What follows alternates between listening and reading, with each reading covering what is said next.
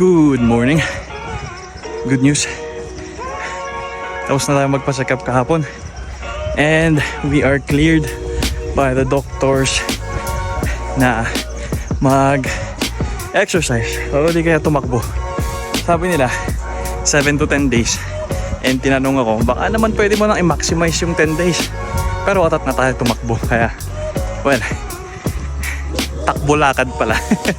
So ayun, we're back. It's day 19. Let's go.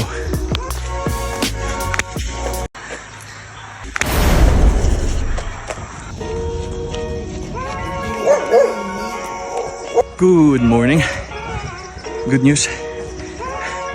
Tapos na tayo magpa-check up kahapon.